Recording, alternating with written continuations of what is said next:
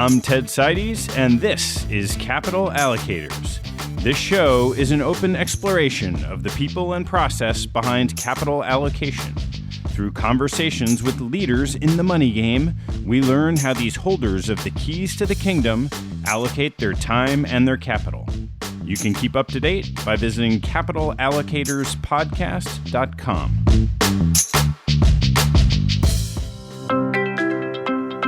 In January, James Aitken told me, "It doesn't matter what you think about ESG. The clamor will only increase, fund flows will accelerate, and we need to set our cynicism aside and be mindful of the consequences. He's going to be with us for a long time to come." Ever since, I've grown increasingly curious about the megatrend of sustainable investing. Climate change dominated the discussion at Davos a few weeks after, and social issues about the treatment of workers are front and center since the onset of COVID-19.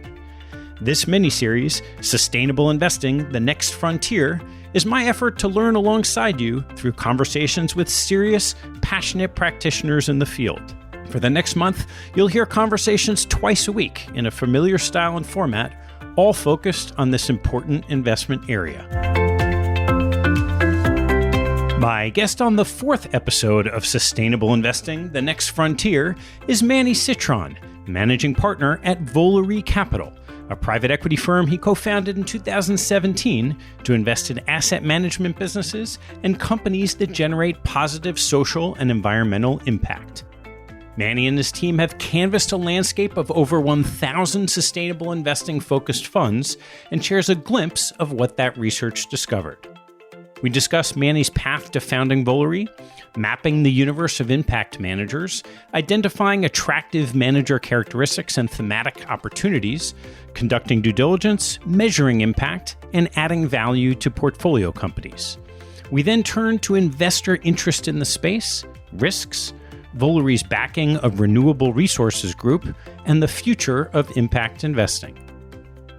I want to take a quick sec and remind you of our premium service and free mailing list. For a premium membership, you can support the show, access the entire library of transcripts, and a few other special nuggets that come up from time to time. You can also sign up to our mailing lists of a small selection of the best content we see. Both are available on buttons at the top of the homepage at the website, capitalallocatorspodcast.com. Please enjoy this fourth episode of Sustainable Investing, The Next Frontier, my conversation with Manny Citron from Volery Capital. Manny, great to see you. Thank you, Ted. You too, always. Why don't we get started with just your background and how it led to your interest in this space? Sure. I grew up in Atlanta. That's my hometown. Loved growing up there and loved going back. My family is still there. And growing up, my parents were both entrepreneurs in a way. My dad was a doctor, but opened his own practice. And my mom had a matchmaking business throughout my childhood. I went to college in Philly, which has become one of my adopted homes. My in-laws are there and a lot of good friends too. And then when I graduated from college, I traveled for a while, including a little over a year in Africa and the Middle East. And that was a formative experience for me. And I think relates to some of my orientation toward what we're doing at Volery. What was traveling in Africa like back then? For me, it was a unique experience in a lot of ways. It was independence. It was separation from a lot of the friends and family and support I had known. I was with two friends, and we spent the bulk of that trip, actually 8 months, on motorcycles, riding from Cape Town in South Africa to just north of Ethiopia. So we were, really separated for parts of that trip from the kind of worlds that we had known. And it was an incredible experience. We camped outdoors, night after night. And it was really all about people and the hospitable and fun and gracious people that we met along the way. And I took a lot away from that trip, including how far a dollar can go in different contexts, whether applied philanthropically or as investment capital. So I really learned a lot from that experience. And then once you get back, you hop off your motorcycle and decide you got to do something with your life? Exactly right. So I got back in the beginning of 1998, and I was very fortunate. I landed a job at a firm called Beacon Group, which was a great firm. It was half M&A advisory, half private equity. And it was a terrific initial professional experience for me. I had a lot to learn. And I had a great couple of years there, ended up leaving Beacon to help my mom take her matchmaking business online during Internet 1.0. That was a great experience, but ultimately it wasn't a career for me. And I wanted to get back to private equity. So I went back to school, got an MBA, and I joined a private equity firm called Stone Point Capital. Well, why don't you touch a little bit on your trajectory at Stone Point and how that led to your shift into this space? Yeah, Stone Point was an incredible experience for me. I thought I knew and appreciated high standards and had worked with impressive people before, but that firm is a special place. They know what they're doing. And I was fortunate to be a part of it for 11 and a half years. And it's a financial services focused private equity firm. And when I joined, Stone Point had just begun to focus on investing in asset managers. And you might recall, Ted, Stone Point's first investment in an asset manager was backing Todd Combs, who's now at Berkshire Hathaway. It's a funny coincidence, but Todd and I started on the same day, me as an associate on the investment team at Stone Point, and Todd to launch Castle Point. But it was a terrific evolution for me. I joined as a generalist on the investment team and ended up focusing on the asset management vertical. And then along the way, I was also asked to start and run the marketing IR function for the firm, which was also a terrific experience. And Stone Point made investments in some excellent, very differentiated asset managers. And I got to work closely with a dozen of them. And it was great. They're great people, smart, committed to their businesses, and helping them grow and institutionalize their firms was fun for me. And it was a successful vertical for the firm, for Stone Point. I love Stone Point and had a great experience there. But I had started thinking about impact a couple of years before I left. I had a lot to learn, but the more I did, and after I met a couple of managers who I found very impressive that were committed to the space, the more I was compelled that investing with a focus on social and environmental considerations is first a serious discipline that's practiced by committed and talented professionals.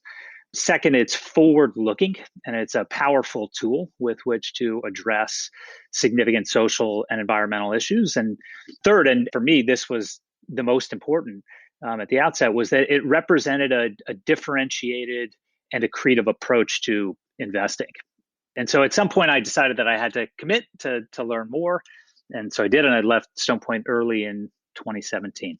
So as you thought about starting a business, what was it about impact that led you to focus on the E and S issues? Fundamentally, we think focusing on environmental and social considerations is just a better way to invest.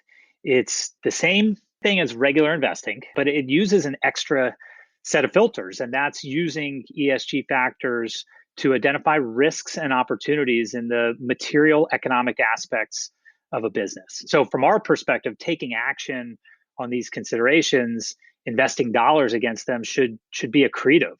To just give you a few examples, companies that treat their employees well tend to have less turnover and greater productivity because they attract higher quality employees. And there's lower risk around labor supply at important points in the production process, or companies that are thoughtful about it and make products with less packaging eliminate both cost and waste.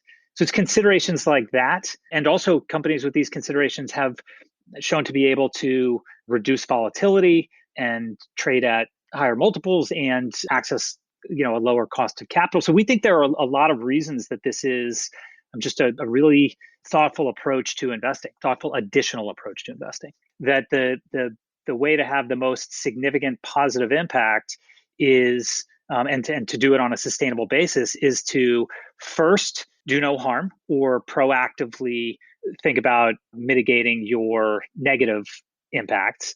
And then second, integrate environmental and social considerations into your business activities to measure positive outcomes. We think that businesses that do that are going to benefit, that it's good, it's healthy for businesses. It changes the way they behave internally and the way their customers engage with them, and it creates a lot of impact along the way. So when you went to start Volery, what was the strategy you chose to pursue? Well, we started with a blank sheet of paper. And I should say the first thing I did was partner with my longtime friend, Danny Stein, who had collaborated with on investment thinking over time and had looked at deals with, but the stars never aligned to enable us to really formally partner together. But they did in over the summer of 2017. And we formally launched that October. And again, we started with a lot to learn. We founded Volery to make private equity investments that generate positive social or environmental impact. And we quickly decided to focus on asset managers. Danny has run 5 businesses and ran a private equity platform. So he's a business builder. And obviously, I had experience with asset managers. And given our backgrounds, we thought the idea of investing in and helping institutionalize asset managers and helping make connections between impact-oriented GPs and mainstream LPs could be a sort of force multiplier role that we might be able to help play in the space. You decide to focus on that space backing asset managers. I imagine the first step is to try to figure out who's out there. It certainly was for us. So we formalized Volery in late 2017, and we really spent the year of 2018 mapping the market. So we have so far mapped over 1,200 managers across asset classes and geographies. And the majority of those are not addressable for us as investment propositions, primarily because they're subscale or they operate in geographies that are outside of our scope. But that does leave plenty of room for us, plenty of interesting managers for us to potentially invest in. What does that map look like? It spans asset classes, and then within asset classes, we group managers into 27 impact categories. And then within those categories, we green, yellow, and red the managers based on what we learn about them from publicly available information, dialogues we begin to have with them, observations we've taken from others. But it's an expansive map, and it covers the landscape from an asset class perspective, but also thematically according to impact categories. And so if you go across both of those, where do you see the preponderance of potential opportunities across asset classes? So in order to focus our prioritization, we think about a few different factors. We tend to like large categories. So if we're going to take the time to study up, we'll have multiple ways to invest. We think about cyclicality as we think about portfolio construction. So we want a mix of counter-cyclical, acyclical, and pro-cyclical strategies. We like secular tailwinds. And those can be driven by any number of factors like consumer demand or technological developments or capital flows. And then we want to understand the potential for positive impact. And that's both because we care about the impact, but also because we believe that impact is accretive to the investment theses of our managers and of our investments. And so we want to make sure that we understand the alignment of that impact with our investment thesis, but also the potential scale. Using those factors helps us prioritize and then deprioritize some of the asset classes and the sub-themes that we're targeting. As you've walked through that, impact is clearly one of your criteria, but what you're laying out sounds far more as an investment return-driven thesis than a heartfelt change the world thesis.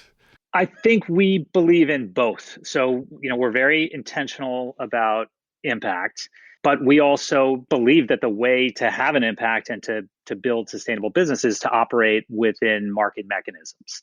And again, one of the things that initially compelled me about the field of impact investing or the consideration of social and environmental factors in investing is that it is accretive. It certainly is the way we invest. And so we're aspiring to sort of combine both of those ways of thinking. And as you've looked at that landscape, you mentioned looking for these bigger opportunities with thematic growth behind you.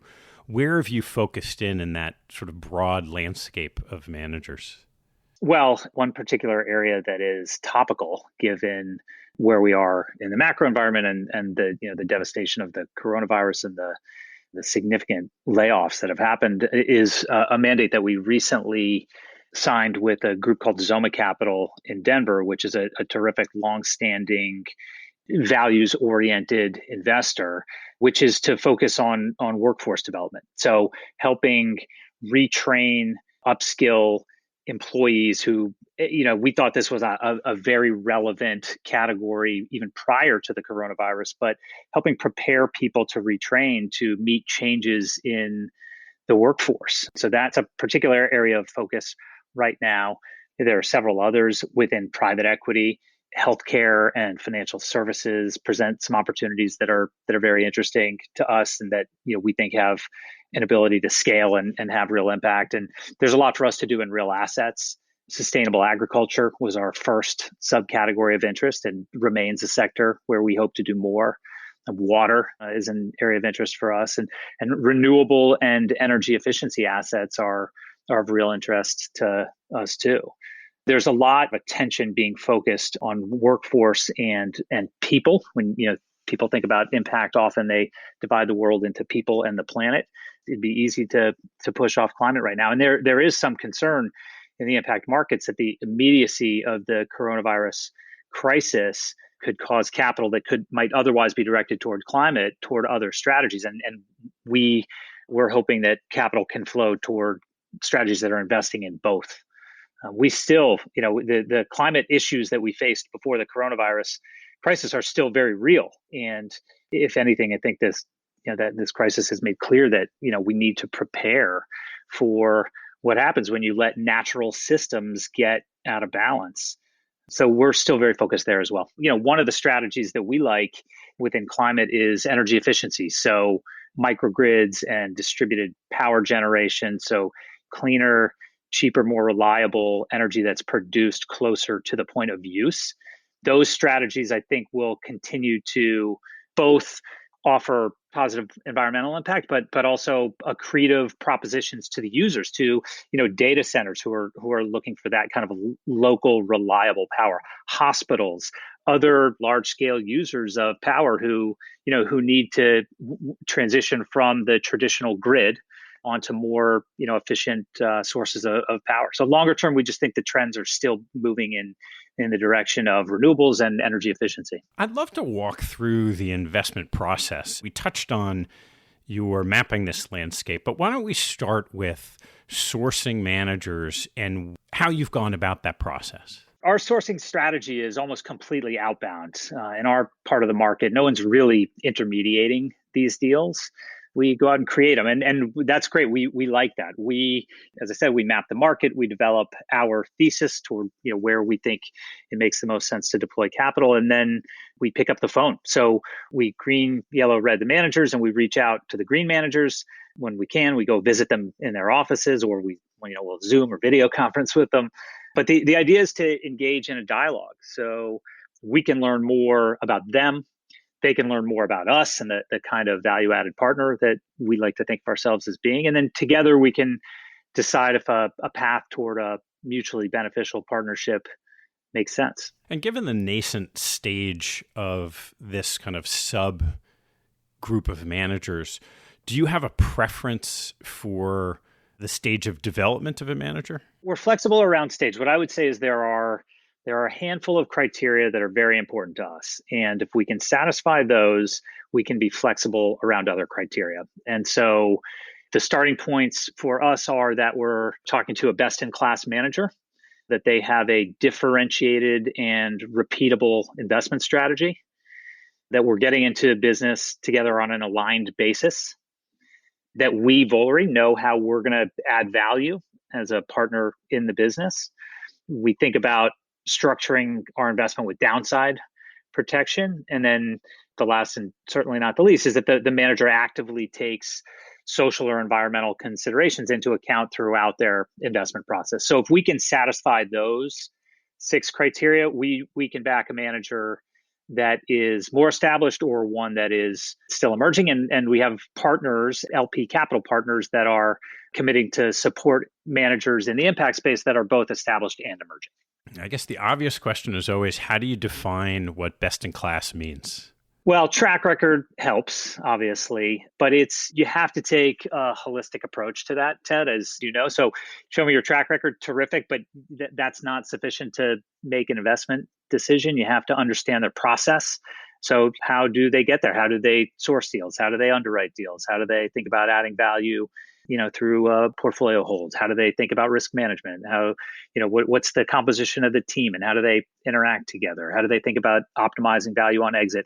All of those sort of considerations factor into what we think of as best in class. So I don't mean to be glib in saying that. We have sort of a structured way to evaluate it, but it does boil down to what we think are the highest caliber managers in a space. Investing is a hard business and creating market rate returns is challenging. So you really have to be partnered with managers who appreciate how challenging it is, who have the experience of doing what they're proposing to do, and who are differentiated. Now, where did these managers come from in this space in particular it may not be new, but the whole notion of this sustainable investing as a category is relatively new? It's interesting. I mean, we've found, as newcomers to the space ourselves, or maybe a few years in now, we found that there are managers in the space who have been in the space for many years who are just as talented, just as committed and experienced as managers we've worked with in a social context. And we're finding, and it's one of the encouraging things about being in the space, we're finding that the talent coming into the space now is very impressive. And so we're seeing and are in discussions with managers who are spinning out of regular way firms, whether private equity, real assets, credit, wherever they are, who in some cases own track records, in some cases might not technically, but are very experienced investors who want to apply what they've learned and what they've done in their networks to investing in social or environmentally oriented context. And so walk me through what that due diligence process looks like after you have this first reach out to them. Sure. So again, we start with underwriting cash flows. We're value investors. And with a focus on asset managers, that means for us teasing out the various cash flow streams that we would be buying into. So that's management fees on funds that have already been raised, and it's management fees on funds that are expected to be raised. It's, depending on the asset class, could be carried interest that we're forecasting owning an interest in. And that could, again, be on funds that have already been raised, maybe already raised and deployed, or maybe raised but not yet deployed. And it could be on funds that are expected to be raised. Depending on the structure of the deal we're contemplating, we could also be investing directly into some portion of the existing portfolios or individual companies. So we underwrite each of those items individually as well. And so we take what we think of as a traditional private equity approach to due diligence and underwriting, and it takes place over months, and it's very comprehensive. And then, of course, we also overlay our process for evaluating managers based on their orientation to impact. And we've developed a framework for doing that that's called Alpha, which is interwoven into the rest of our underwriting process. And it stands on the shoulders of giants in that it utilizes a lot of the sophisticated tools that have already been created by others in the impact space. But it enables us to evaluate asset managers and companies in certain aspects of their business as relates to environmental and social considerations. Alpha sounds like it might be an acronym. It is. So yeah, each of the letters represents a particular vertical that we use to evaluate the managers. But before diving into that, maybe just as a higher level way of thinking about it, when we formulated Alpha, and really the credit goes to our team, and you should take a minute at some point to just talk about the team, because I think it's, again, back to the idea that talent is flowing into this space. I think we at Volery are the beneficiaries of that. And we've got folks on the team who have been really thoughtful in helping us put together this framework in particular, but who really are the best accomplishment of our firm so far. But at a high level, the approach to underwriting on the basis of environmental and social considerations is anchored for us in a few pillars that are then reflected through the Alpha framework. And so the first is measurable outcomes. We're seeking to invest in asset managers and companies that demonstrate measurable social and environmental impact. And that's important because if you can't measure it, you can't improve it. And that goes for us and for the firms we're investing in. The second is that, again, we take a holistic approach to underwriting. And from a financial perspective, as I said, it's a focus on process in addition to just focus on performance.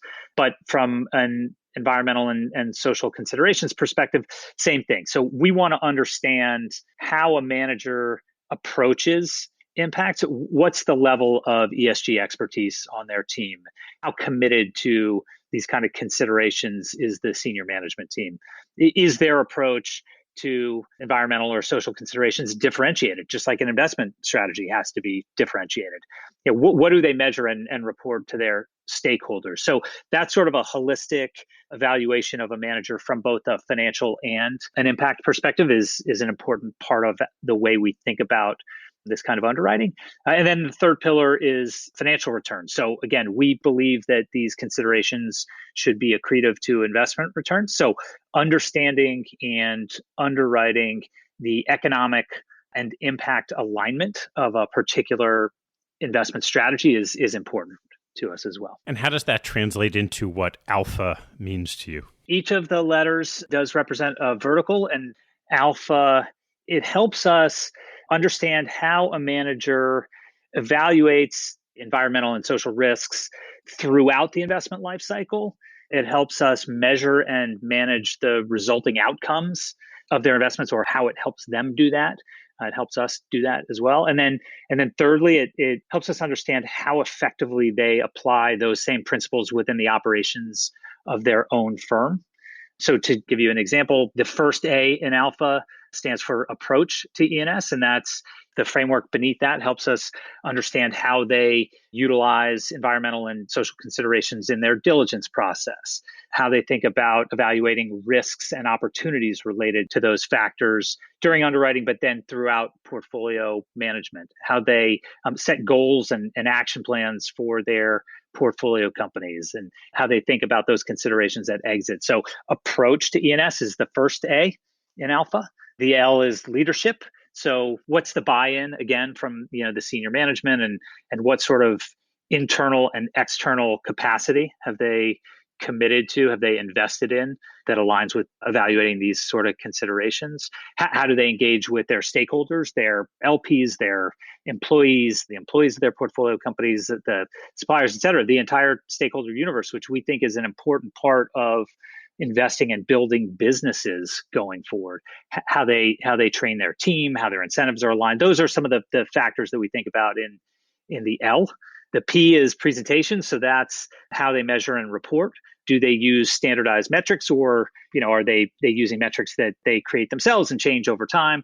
How frequently are they reporting? Are they forecasting expected outcomes around some of these considerations? That again gives us a feel for how experienced and differentiated around these considerations a manager is. And by the way, if they're very intentional, we can also help with a lot of this thinking. So there's no minimum bar necessarily that we're looking to overcome. Just to round it out, the H is their hypothesis for impact. So are they articulating what we think is a relevant thesis for addressing a significant challenge? Do they consider both the negative impacts of what they do as well as the positive?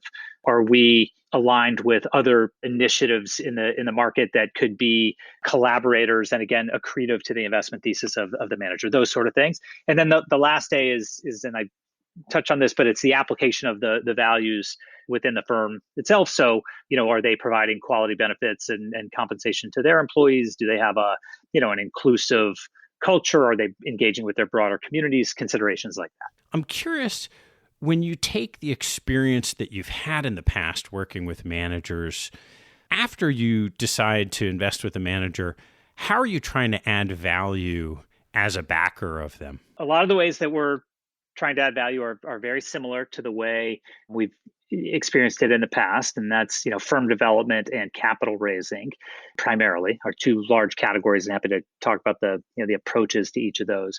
But the third that is different in this case is helping them think about environmental and social considerations and how they integrate those into their investment process and how they measure and report. And we think there is value to add in all three of those categories. I want you to walk through each one. Sure.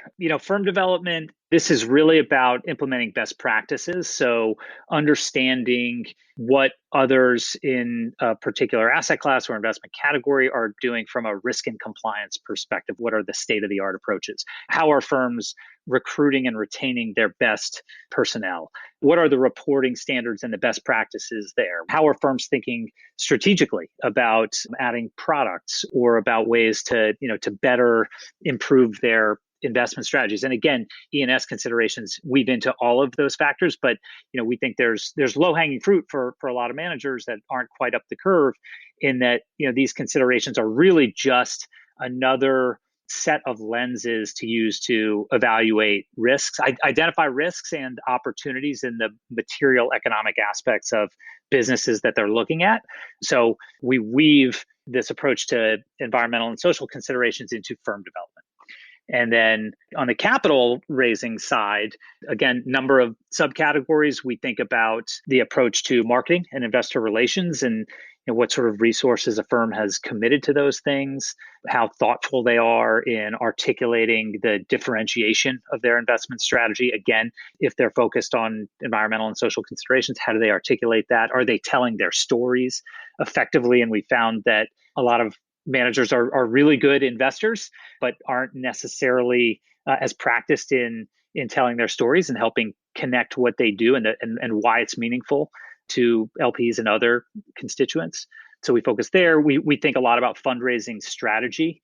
So, depending on whether you're talking about a closed-end fund or an open-end fund, you'll have different approaches to that, but we help managers think through that. We make direct introductions to, LPs and consultants that we know when we think it's a good fit from both perspectives. And we also think about product development. Again, if it's a natural extension for a manager to add a credit strategy or a real asset strategy, as long as it's close to home and leverages what is differentiated about that manager already, we're happy to help think through those things and happy to help fund the launch of those sort of initiatives. What are you seeing on the other side in terms of reception and interest in the allocator community for these strategies? It's interesting. It's unlike the asocial market in that, in the asocial market, most allocators are appropriately focused initially on the risk and return profile of an investment strategy, and they want to do their diligence to understand that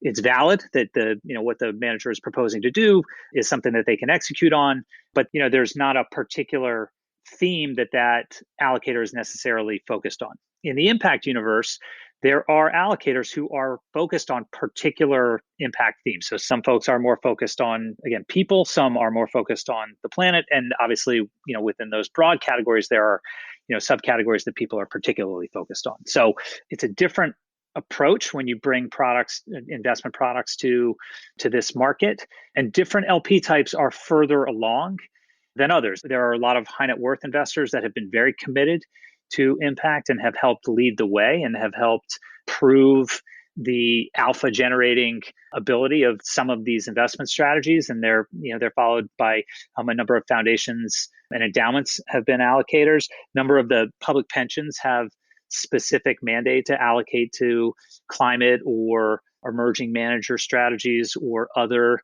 impact-oriented strategies. And so there are very committed LPs to the space, but you have to be a little more rifle shot in connecting particular strategies to LPs with particular interests. And our hope is that as the investors who are focused on particular strategies initially, again, prove the case and prove that you can create market rate returns and in fact can create alpha through some of these considerations, that it will help mainstream impact to some degree, and that the broader LP community will appreciate these considerations, again, as another way to evaluate risks and identify opportunities. So as you bring this all home, maybe it's best to walk all the way through one of your investments, just as an example from where you found it to how through the due diligence process and how it all played out. I'd love to do that. So our first investment was in a firm called Renewable Resources Group, call them RRG for short. And we invested in RRG in the fall of 2018. RRG is a sustainable ag and water real assets manager based in Los Angeles, has been in business for almost 15 years. And when we were introduced to RRG, we had begun mapping the landscape of sustainable ag managers. It was the first category of interest to us for a number of reasons that relate to the considerations I described before.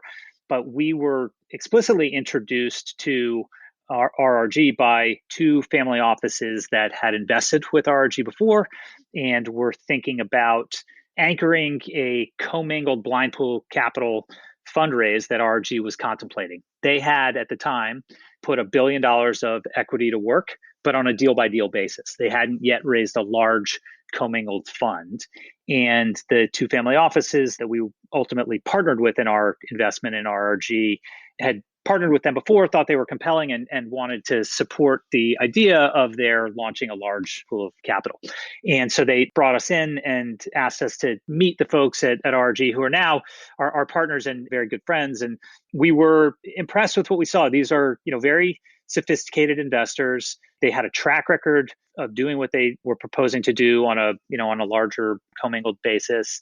They had realized a little over a third of what they deployed, zero realized losses, high teens net returns in real assets, differentiated approach to each of their investments. So great thesis. And it was a situation that we thought we could really add value to. So we helped negotiate an investment there in both the management company and the go forward vehicles of the firm so that we're aligned.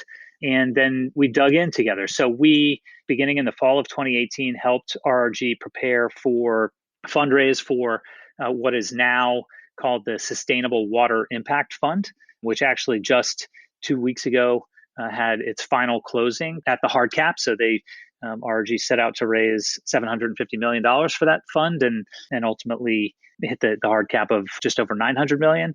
And part of that was preparing for the fundraise. So, thinking through what sort of materials investors were going to need to see to do their due diligence, how to articulate RRG's highly differentiated strategy. They are real experts in what they do, and in particular in water and in the acquisition and storage and conveyance and application of water, a lot of which they express through agriculture assets and some of which they express through water specific related assets, but helping tease out again what makes that strategy so differentiated, bringing that to the market in a way that's consistent with the right sort of strategy for approaching a closed end fundraise.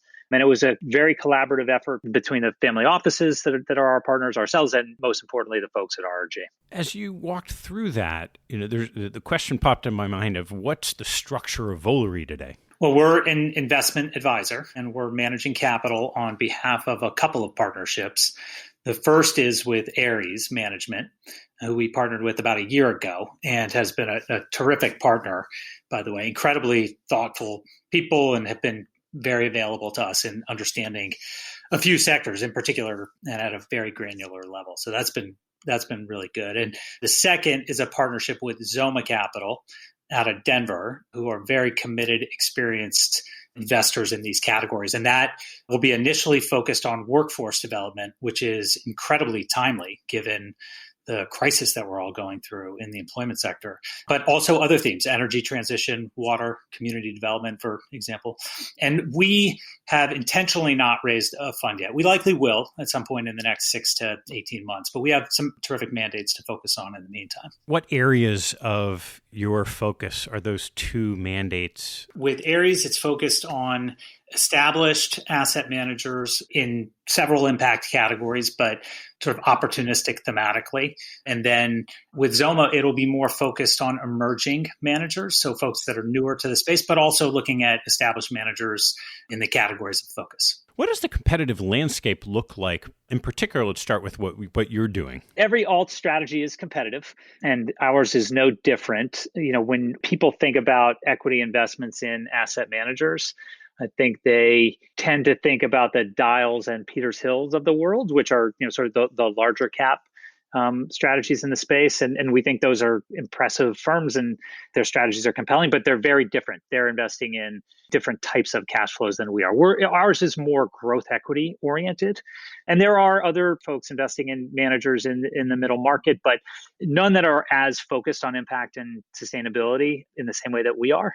And there are firms focused on impact and sustainability and backing asset managers, but they tend to be focused on very specific themes or are in geographies that don't really overlap with ours.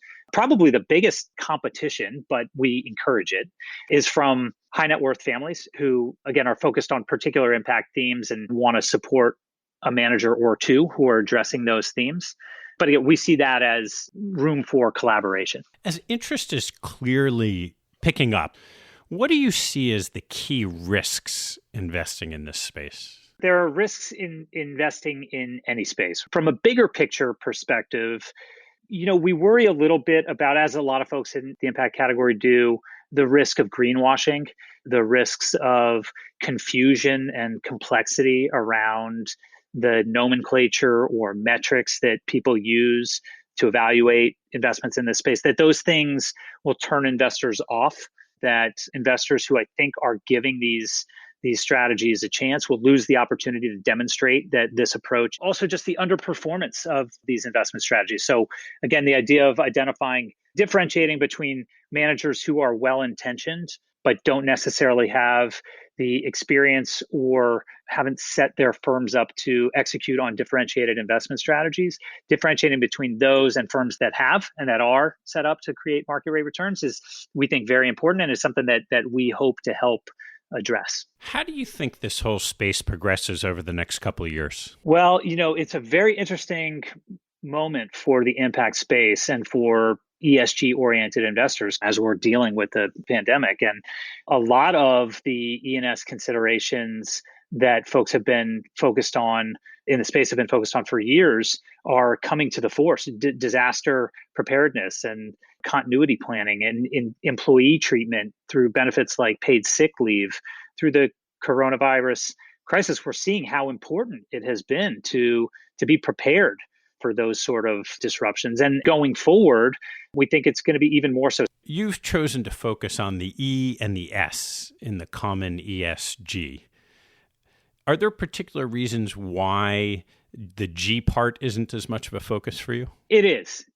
And we don't mean to take it for granted. We think governance is vitally important. But in our strategy, we're more focused on private market strategies than public. And so through our investment structures, we are explicitly able to impact governance. So that can be through minority protections, it can be through overt control, or through other ways that we interact with our managers. So for us, that's something that we engage with directly on a negotiated basis with the firms that we're investing in.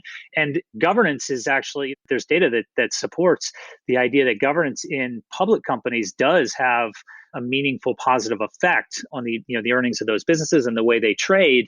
Public market strategies are a little tougher for us to invest in. We like certain hedge fund strategies, but long only strategies, which again, we believe are important and can outperform, but that are, those strategies focused on ESG, tougher for us to invest in asset managers focused on those strategies, because it's, the independent managers prosecuting those strategies have tough competition. We're supportive of them for sure, but tough to compete with the distribution capabilities of a BlackRock or a Fidelity. So it's no less important to us, but it's something that we address in a more specific way through the deals that we negotiate. Well, Manny, I want to take a little bit of time and turn to some closing questions. What is your favorite hobby or activity outside of work and family? It is a bit of a violation because I do it with my family, but for favorite, I would say travel. And in particular, travel with my family. I just still find so much pleasure in seeing the world and learning about different places and meeting people from different backgrounds and with different circumstances, and appreciating that, for the most part, people are more similar to each other than we tend to appreciate. What's your biggest pet peeve? I know what my kids would say my biggest pet peeve is when people cut in line. I find it just a fundamental unfairness. So, and how about on the investment side? I would say the fashion of it sometimes, the way certain companies or personalities develop a following that separates from substance and then can tend to drift on and collect support from observers or passive market participants until all of a sudden either the emperor has no clothes or the fashion goes out of fashion. Just don't like that it departs from what's supposed to be an increasingly set of efficient market mechanisms based on fundamentals. What do you do for self-growth? I read a lot. I work out. I meditate and journal. But really, for me, I try to spend as much time as I can with my wife and kids. That's when I really relax and recharge. Right. What teaching from your parents has most stayed with you? Well, I've learned so much from my parents. They raised me. They both made their own way in the world. My dad grew up in New York and became the first doctor ever in his family, and moved to Atlanta to start his own practice. My mom was born in Romania and then grew up in France and Mexico before coming to the States by herself when she was 17. I would say that they've both taught me not to live in fear. They've encouraged me and my brother to travel and explore the world. And they always gave us a lot of independence, which I think helped us learn how to learn for ourselves. Last one, Manny. What life lesson or maybe motto have you learned that you wish you knew a lot earlier in your life? Can I give two? The first one will be brief. The first is, don't let anybody tell you what you can or can't do. You should decide that for yourself. And the second is not to envy other people's success. I think first, it sets you up for a happier life. But beyond that, if you can legitimately root for other people's success and you help them take action to get there, and you're never resentful about it along the way, you sincerely care that that they can be successful, then I think you become a real friend to them, and lots of great things can grow from that. Manny, thanks so much for taking the time. Thank you, Ted. I'm a fan of the show. Really appreciate it. Thanks for listening to this episode. I hope you found a nugget or two to take away and apply in your investing and your life. If you'd liked what you heard, please tell a friend and maybe even write a review on iTunes. You'll help others discover the show, and I thank you for it. Have a good one, and see you next time. This podcast is for informational purposes only and should not be relied upon as a basis for investment decisions.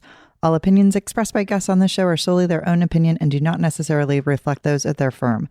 A manager's appearance on the show does not constitute an endorsement or investment recommendation by TED or Capital Allocators.